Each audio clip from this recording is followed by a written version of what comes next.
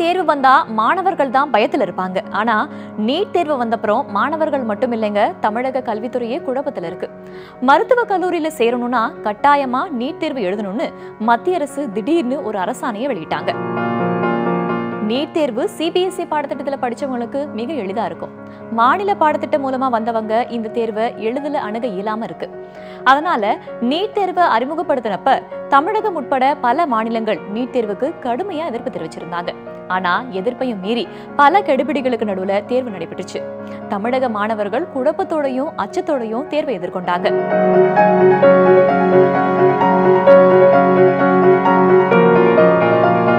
எதிர்பார்த்தது போலவே பல மாணவர்கள் தேர்வாகல. இருந்தாலும் மாநில பாடத்திட்டத்துல படிச்ச மாணவர்களை விட்டு கொடுக்காம அவங்களுக்கு சாதகமா தமிழக அரசு 85% உள்ஒதுக்கீடு வழங்குச்சு.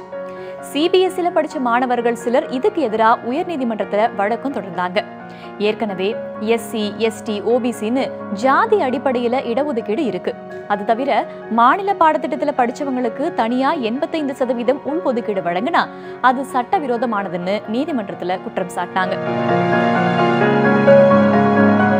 பல மாணவர்களோட எதிர்காலத்தை தீர்மானிக்கிற இந்த வழக்கோட தீர்ப்பு தமிழக மாணவர்களுக்கு சாதகமா இல்ல. தமிழக அரசோட உள்ஒதுக்கீடு ஆணைய உயர்நீதிமன்றம் ரத்து செஞ்சு தீர்ப்பு கொடுத்துட்டாங்க. அது மட்டும் இல்லாம புதிய தரவரிசை பட்டியலை தயார் செய்யணும்னு உத்தரவு போட்டாங்க. இதனால மருத்துவ படிப்பு கனவுல இருந்த தமிழக மாணவர்கள் பெருத்த ஏமாற்றத்துல இருக்காங்க.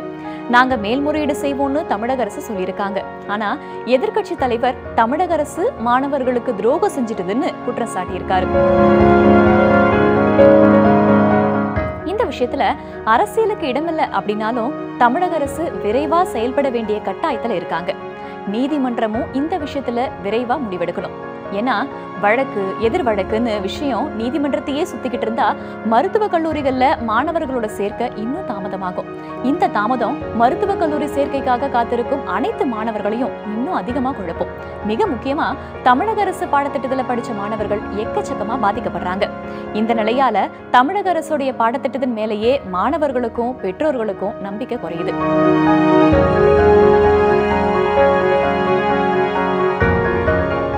நீட் தேர்வு விவகாரத்துல தமிழக அரசை பொறுத்த வரைக்கும் மாணவர்களை மட்டுமில்ல, மாநில பாடத்திட்டத்தையே காப்பாற்ற வேண்டிய கட்டாயத்துல இருக்காங்க.